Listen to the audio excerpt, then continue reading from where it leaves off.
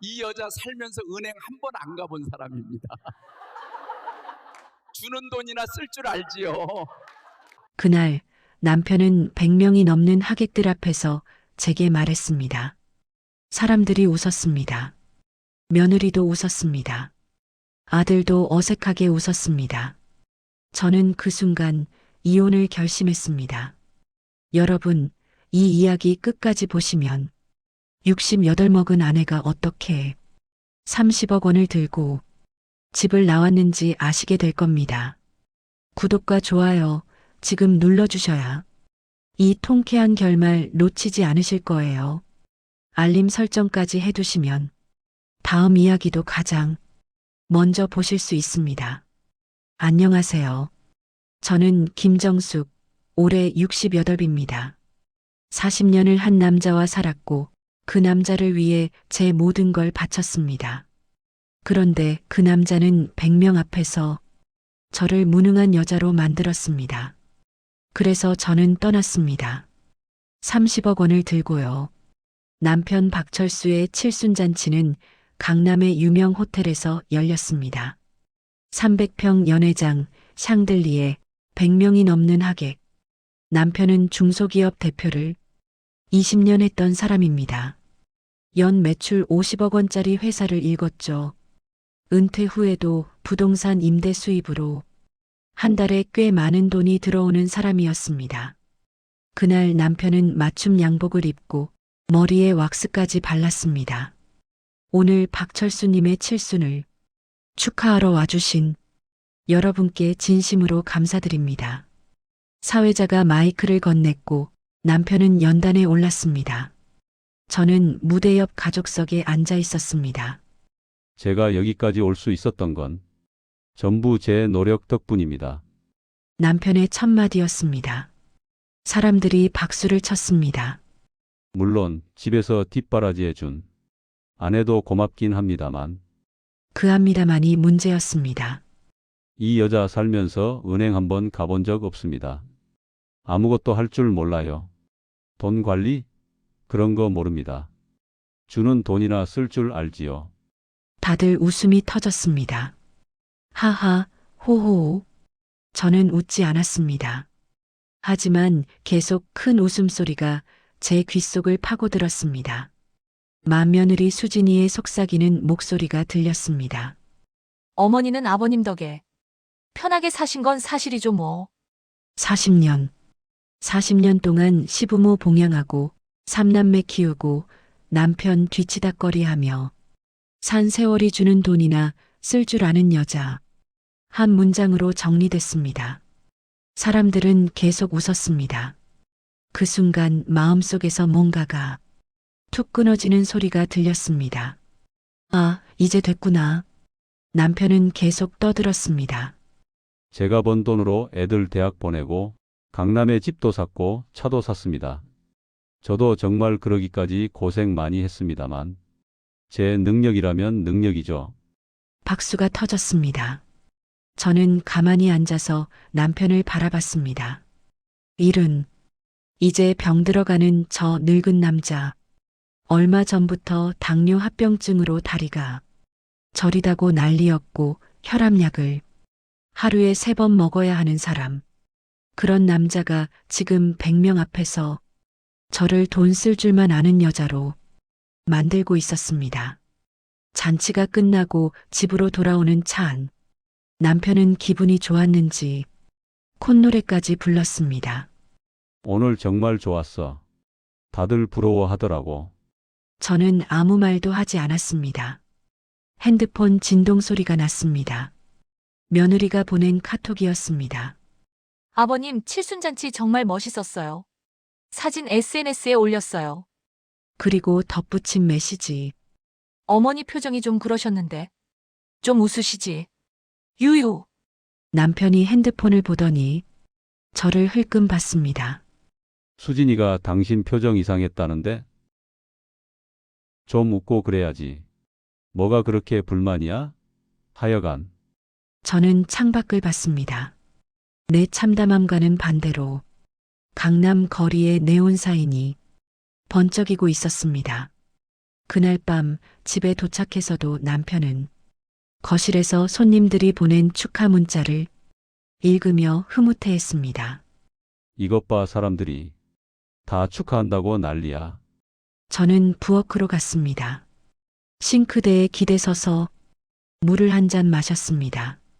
잔칫날 받은 꽃바구니가 현관에 그대로 놓여 있었습니다. 화려하고 비싼 보기 좋은 꽃. 그런데 왠지 나처럼 서글퍼 보였습니다. 남편은 방에 들어가 코를 골며 잠들었습니다. 저는 부엌 식탁에 혼자 앉았습니다. 40년. 그 숫자를 천천히 세어봤습니다. 40년 동안 아침마다 밥 짓고 빨래하고 청소하고 시부모님 병원 모시고 아이들 학교 보내고 그렇게 살았는데 주는 돈이나 쓸 줄 알지요. 그 말이 계속 귓가에 맴돌았습니다. 저는 그날 처음으로 생각했습니다. 이 사람 없이 살아도 되겠구나. 거울을 봤습니다. 68 먹은 여자의 얼굴.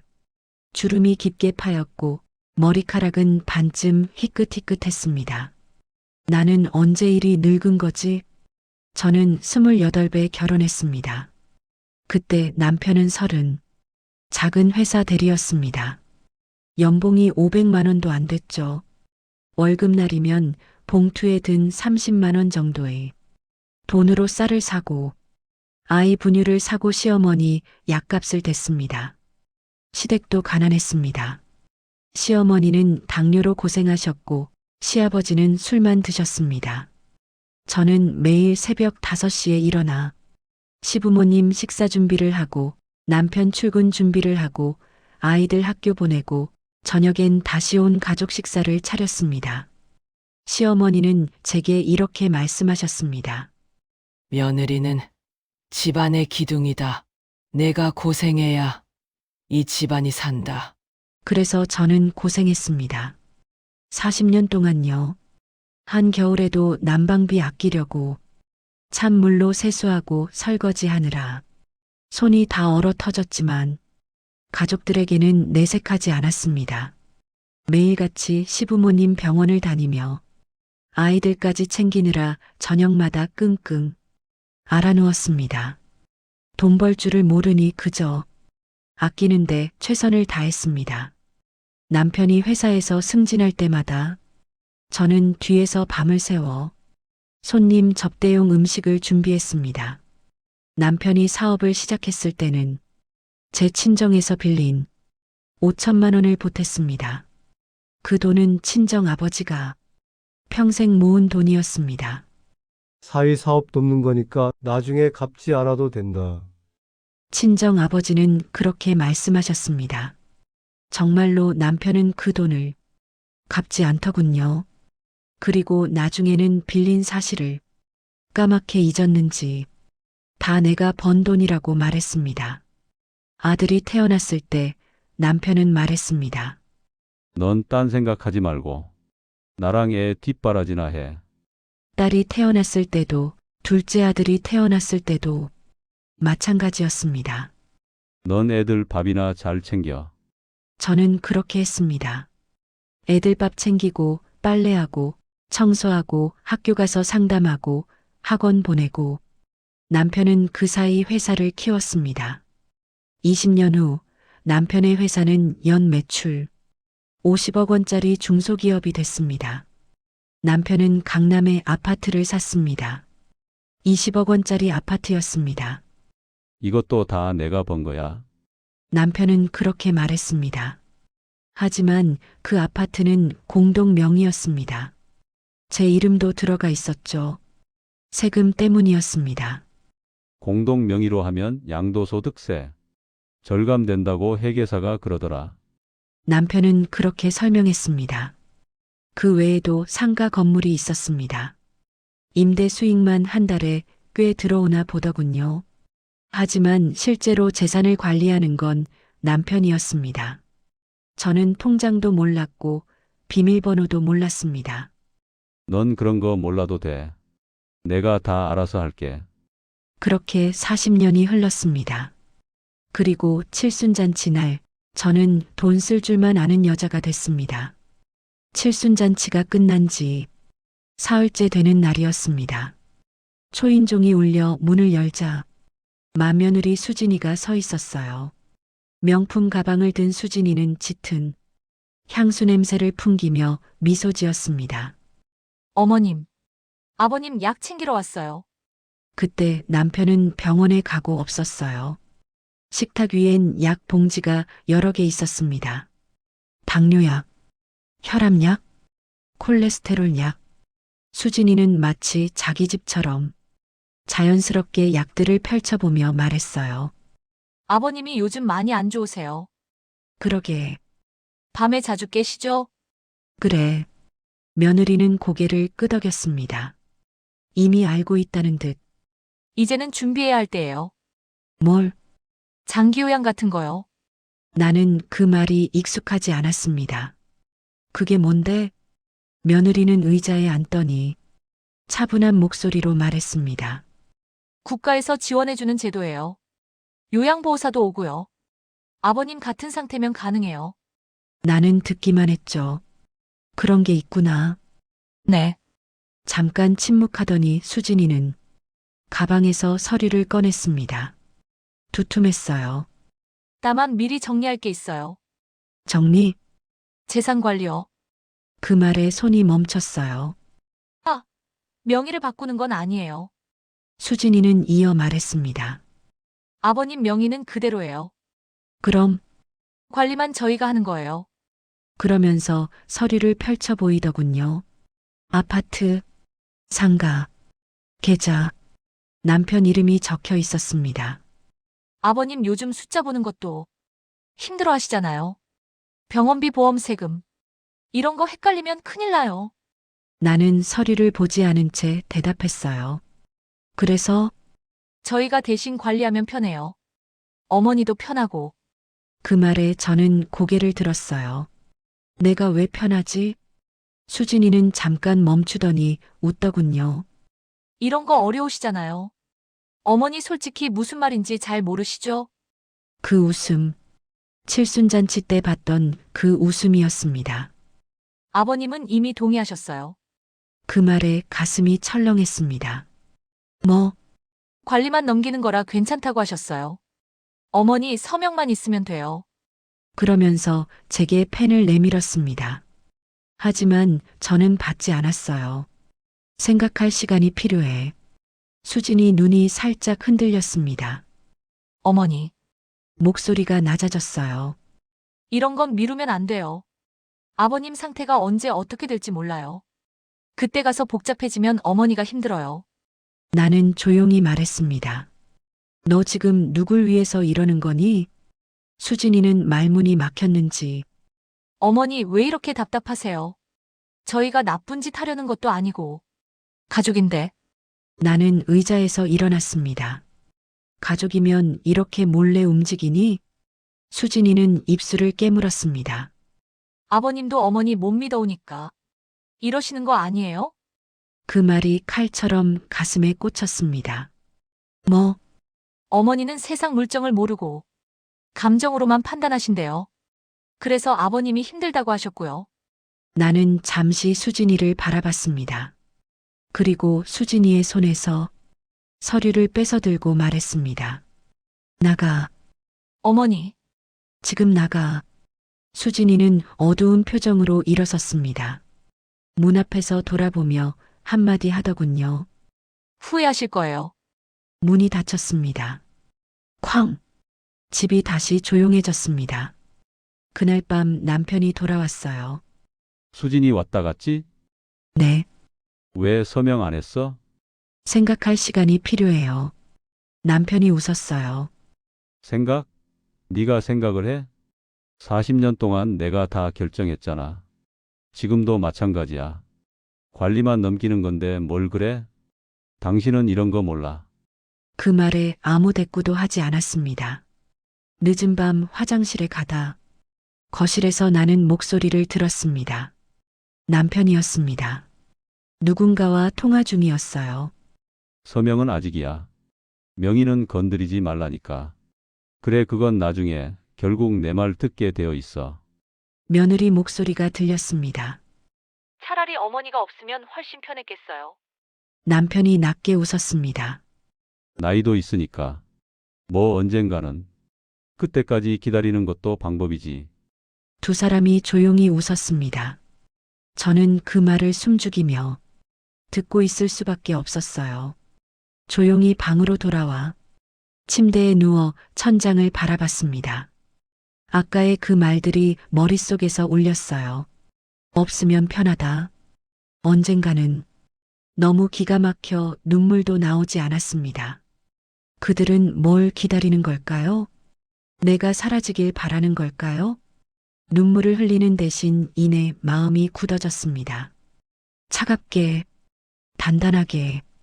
그때 알았습니다. 내가 해야 할 건 이혼이 아니라 탈출이라는 걸. 다음 날 아침 일찍 저는 집을 나섰습니다. 남편은 아침 골프를 간다고 나갔습니다. 지하철을 타고 서초역으로 갔습니다. 목적지는 법무법인이었습니다. 인터넷으로 검색해서 찾은 곳이었습니다. 여성 이혼 전문이라고 적혀 있었죠. 변호사는 40대쯤 되어 보이는 여성이었습니다. 어떻게 오셨어요? 저는 차근차근 설명했습니다. 40년의 결혼 생활, 칠순잔치에서의 망신, 며느리의 재산 증여 압박. 변호사는 고개를 끄덕이며 들었습니다. 재산이 얼마나 되세요? 잘 모르겠어요. 남편이 다 관리해서. 집은요? 강남에 당시 20억 주고 산 아파트가 있어요. 공동 명의예요. 다른 재산은요? 상가 건물이 2채 있는데 임대. 수익이 한 달에 꽤 나온대요. 며느리 수진이에게서 뺏은 서류를 변호사에게 보여주었습니다. 혹시 몰라 며느리가 다시 가져가지 못하게 한 게 천만다행이었어요. 변호사가 계산기를 두드렸습니다. 그럼 대략 부동산만 50억 원 정도 되시겠네요. 50억? 그 숫자가 실감나지 않았습니다. 이혼하시면 절반 받으실 수 있어요. 25억 원이요. 25억 원. 저는 평생 그런 돈을 본 적이 없었습니다. 하지만 남편분이 재산을 숨기거나 빼돌리면 문제가 될 수 있어요. 어떻게 해야 하죠? 일단 재산 목록을 확보하세요. 통장, 등기부등본, 모든 서류를 복사해 두세요. 남편이 안 보여줄 텐데요. 그럼 법원에 재산 조회 신청을 하면 돼요. 하지만 그 전에 최대한 자료를 모으시는 게 좋아요. 이 서류가 있어 다행이네요. 참고해서 모으면 되겠어요. 변호사는 명함을 건넸습니다. 준비되시면 다시 연락 주세요. 그때 정식으로 진행하겠습니다. 집으로 돌아오는 길, 제 손은 떨리고 있었습니다. 이혼. 그 단어가 낯설었습니다. 하지만 동시에 묘하게 설렜습니다. 그날 밤 남편이 잠든 후 저는 조용히 서재로 갔습니다. 남편은 서재에 모든 서류를 보관했습니다. 캐비닛 열쇠는 책상 서랍 안쪽에 숨겨져 있었습니다. 저는 열쇠를 찾아 캐비닛을 열었습니다. 서류가 가득 들어 있었습니다. 등기부등본, 통장, 계약서. 저는 휴대폰으로 하나하나 사진을 찍었습니다. 심장이 쿵쾅거렸습니다. 들키면 어떡하지? 하지만 멈출 수 없었습니다. 모든 서류를 찍은 후 저는 조용히 캐비닛을 닫고 열쇠를 제자리에 놓았습니다. 다음 날 저는 다시 변호사 사무실로 갔습니다. 자료를 가져오셨네요. 변호사는 사진들을 하나하나 확인했습니다. 강남 아파트 현재 30억, 상가가 27억, 예금 3억. 총 60억 원 정도 되네요. 이혼하면 절반 받을 수 있어요? 네. 법적으로 부부 공동 재산은 반반입니다. 하지만요, 남편분이 순순히 동의하지 않으시면 소송이 길어질 수 있어요. 얼마나요? 보통 1에서 2년 정도. 1에서 2년. 그 시간 동안 남편과 며느리는 재산을 빼돌릴 수도 있었습니다. 그럼 어떻게 해야 하죠? 일단 재산 가압류 신청을 하세요. 그럼 남편이 마음대로 처분 못해요. 지금 당장요? 네. 빠를수록 좋아요. 저는 그 자리에서 계약 서류에 서명했습니다. 변호사가 말했습니다. 각오하세요. 이제 시작이에요. 일주일 후 남편에게 법원 통지서가 날아왔습니다. 재산 가압류 신청서. 남편은 통지서를 보더니 얼굴이 새하얗게 변했습니다. 이게 뭐야? 재산 가압류? 남편이 저를 노려봤습니다. 당신이 한 거야? 저는 침착하게 대답했습니다. 그래요. 뭐? 남편 목소리가 떨렸습니다. 당신 지금 뭐 하는 거야? 이혼 준비. 거실이 얼어붙었습니다. 남편이 다가왔습니다. 당신 미쳤어? 40년을 살았는데 이제 와서 이혼? 40년이어서요. 뭐? 40년 동안 당신 뒷바라지만 했어요. 이제 그만하고 싶어요. 남편이 웃었습니다. 이혼? 좋아. 그런데 돈은 한 푼도 못 가져가. 법적으로 절반은 내 거예요. 법? 당신이 법을 알아? 변호사가 알려줬어요. 남편 얼굴이 일그러졌습니다. 변호사? 당신이 변호사를? 일주일 전부터 준비했어요. 남편이 소리쳤습니다. 당신 지금 농담하는 거야? 진담인데요. 이 집도 내 돈으로 산 거야. 공동 명의잖아요. 그건 세금 때문에. 상관없어요. 법적으로는 공동 재산이에요. 남편이 벽을 쳤습니다. 쿵. 당신 정말 끝까지 이럴 거야? 네. 그날 저녁 며느리에게서 전화가 왔습니다. 어머니, 무슨 짓을 하신 거예요? 목소리가 날카로웠습니다. 내일이야. 내일? 그게 무슨 내일이에요? 저희 인생 망치시려고요? 너희 인생은 너희가 알아서 해. 어머니, 정신 차리세요. 지금 무슨 짓 하시는지 아세요? 알아. 이혼하는 거야. 이혼? 며느리가 비웃었습니다. 어머니 나이가 몇인데 이혼을 해요? 혼자 어떻게 살려고요? 그건 내가 알아서 할 일이야. 어머니, 진짜 욕심 부리시면 안 돼요. 어머니는 원래 아무것도 모르시잖아요. 저는 차갑게 웃었습니다. 아무것도 모르는 사람이 재산 가압류는 어떻게 신청했을까? 며느리가 말문이 막혔습니다. 어머니, 됐어. 더 할 말 없으니 끊자. 전화를 끊었습니다. 그날 밤 남편은 집을 나갔습니다. 아마 아들 며느리네. 집으로 간 것 같았습니다. 집은 텅 비었습니다. 하지만 저는 외롭지 않았습니다. 오히려 홀가분했습니다. 다음 날 변호사한테서 전화가 왔습니다. 재산 가압류 통과됐어요. 이제 남편이 마음대로 처분 못해요. 그럼 이제 어떻게 되나요? 조정 절차가 시작돼요. 양측, 변호인 사이에 사전 협의도 진행되고요. 남편이 합의할 것 같지 않은데요. 그럼 법원에서 판결 내려줘요. 걱정 마세요. 전화를 끊고 저는 창밖을 봤습니다. 햇살이 따뜻했습니다. 이제 시작이구나. 한 달 후 법원 조정실. 남편과 남편의 변호사, 그리고 저와 제 변호사가 마주 앉았습니다. 조정 전 양측 변호사가 이미 몇 차례 협의를 했다고 들었습니다. 하지만 남편은 끝까지 버티고 있었습니다. 조정위원이 말했습니다. 양측이 합의를 보시면 좋겠습니다. 이미 변호인 사이에 큰 틀이 합의가 있었던 걸로 알고 있습니다만. 남편이 먼저 말했습니다. 제가 이 여자한테 줄 건 없습니다. 왜요? 40년 동안 먹여 살렸어요. 그것만으로도 충분하죠. 조정위원이 고개를 저었습니다. 법적으로는 부부 공동 재산이 인정됩니다. 이 여자가 뭘 했다고요? 집에서 밥이나 하고 빨래나 했지. 그 말에 제 변호사가 끼어들었습니다. 가사 노동도 경제적 가치가 인정됩니다. 게다가 의뢰인께서는 친정에서 5천만 원을 보태셨고 그 돈으로 사업 자금을 마련하셨습니다. 남편 얼굴이 굳었습니다. 그건 증거가 있습니다. 친정 아버지 통장 내역이요. 조정위원이 서류를 확인했습니다. 맞네요. 5천만 원이 이체된 기록이 있습니다. 남편이 머뭇거렸습니다.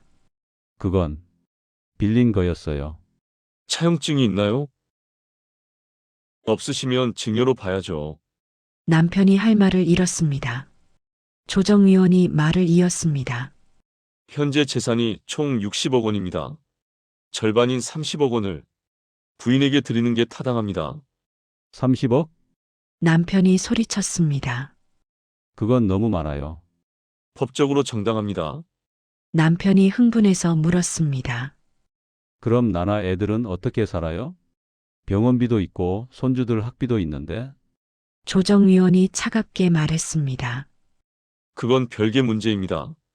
남편이 저를 노려봤습니다. 당신 정말 이럴 거야? 40년 정이 하나도 안 남았어? 저는 담담하게 대답했습니다.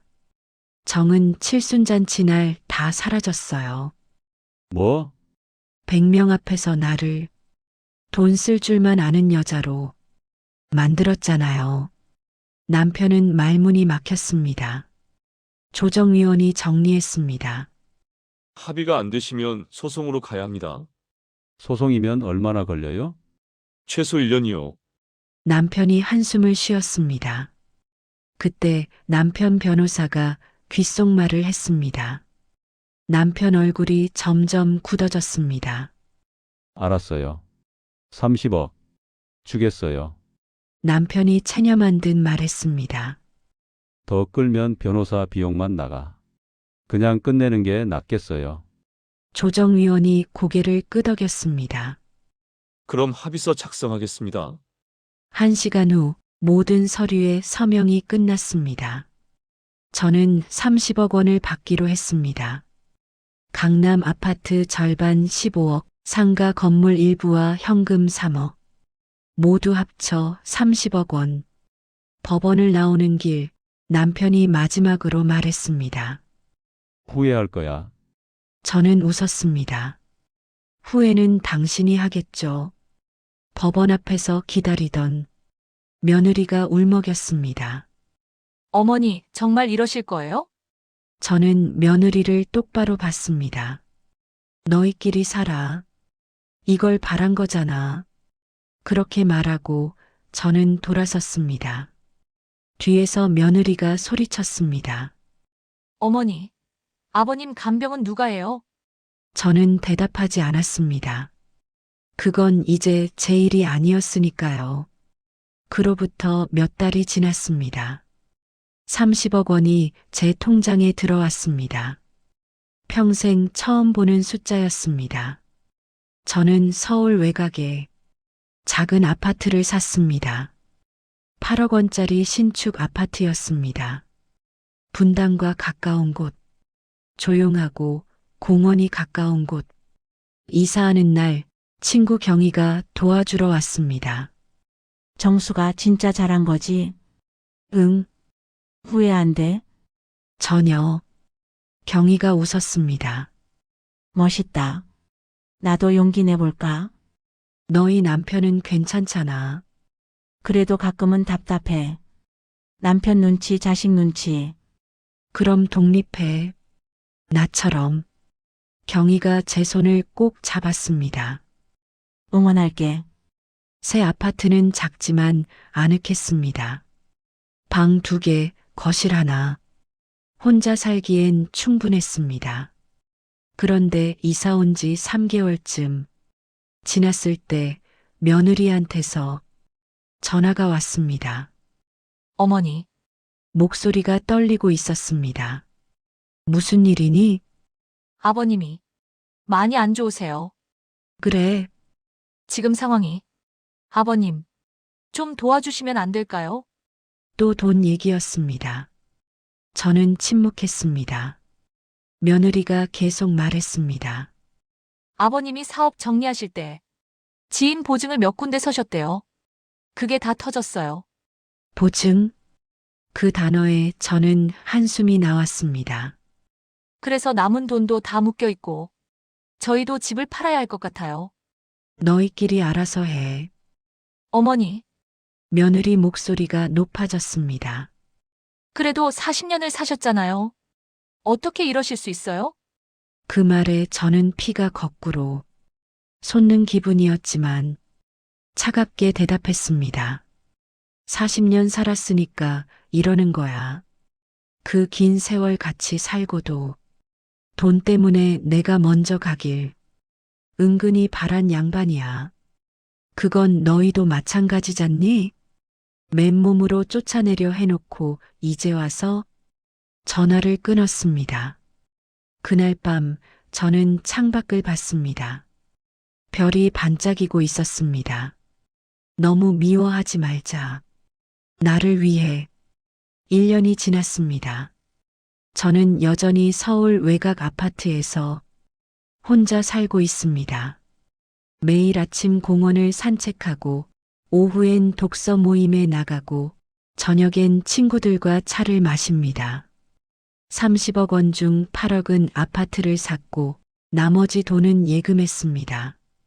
이자만 한 달에 꽤 나옵니다. 혼자 충분히 살 수 있습니다. 얼마 전 아들이 전화했습니다. 엄마, 아빠가 입원했어요.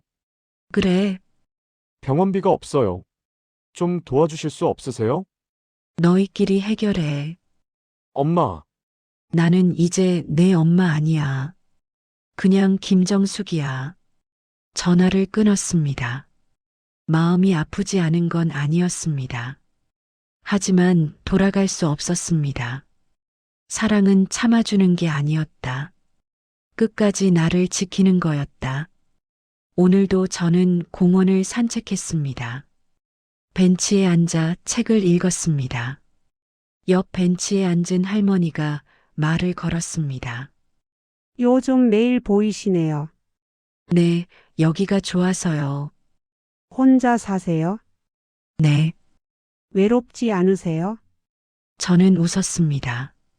전혀요. 오히려 자유로워요. 할머니가 부러운 듯 말했습니다. 저도 그렇게 살고 싶어요. 그럼 시작하세요. 어떻게요? 용기만 있으면 돼요. 할머니가 고개를 끄덕였습니다. 저는 다시 책을 펼쳤습니다. 햇살이 따뜻했습니다. 바람이 불어왔습니다. 나는 이제 정말 자유야. 여러분, 제 이야기가 어떠셨나요? 통쾌하셨나요? 저는 이렇게 말하고 싶어요. 결혼은 희생이 아닙니다.